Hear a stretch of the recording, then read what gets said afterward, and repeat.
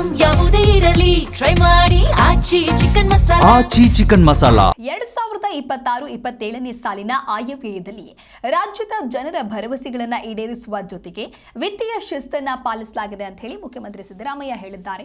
ವಿಧಾನಸಭೆಯಲ್ಲಿ ದಾಖಲೆಯ 17ನೇ ಬಜೆಟ್ ಮಂಡಿಸಿದ ಬಳಿಕ ಸುದ್ದಿಗೋಷ್ಠಿಯನ್ನ ಉದ್ದೇಶಿಸಿ ಮಾತನಾಡಿದ ಸಿಎಂ 2017ರಲ್ಲಿ ಜಿಎಸ್ಟಿ ಜಾರಿಗೆ ಬಂದಿದ್ದು 8 ವರ್ಷಗಳ ನಂತರ ದರ ತರ್ಕಬದ್ಧಗೊಳಿಸಿದ್ರು. ಇದರಿಂದ 10%ರಷ್ಟಿದ್ದಂತ ರಾಜ್ಯದ ತೆರಿಗೆ ಸಂಗ್ರಹಣೆ ಈಗ 4%ಕ್ಕೆ ಇಳಿದಿದೆ.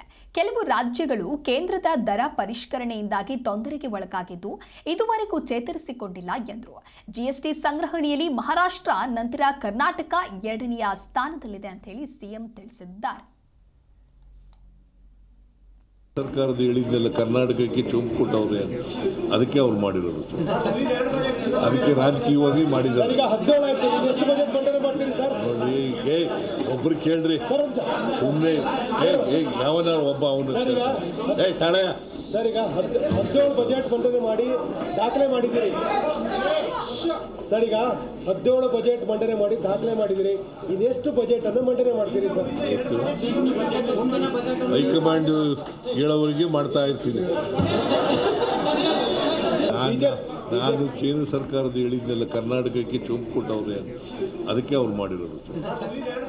ಅದಕ್ಕೆ ರಾಜಕೀಯವಾಗಿ ಮಾಡಿದ್ದಾರೆ. ಈಗ 17 ಆಯ್ತು, ಇನ್ನೆಷ್ಟು ಬಜೆಟ್ ಮಂಡನೆ ಮಾಡ್ತೀರಿ ಸರ್? ನೋಡಿ, ಒಬ್ರು ಕೇಳ್ರಿ, ಸುಮ್ಮನೆ ಯಾವನ ಒಬ್ಬ ಅವನು ತಾಳೆ ಸರ್. ಈಗ 17 ಬಜೆಟ್ ಮಂಡನೆ ಮಾಡಿ ದಾಖಲೆ ಮಾಡಿದ್ದೀರಿ ಸರ್. ಈಗ 17 ಬಜೆಟ್ ಮಂಡನೆ ಮಾಡಿ ದಾಖಲೆ ಮಾಡಿದಿರಿ.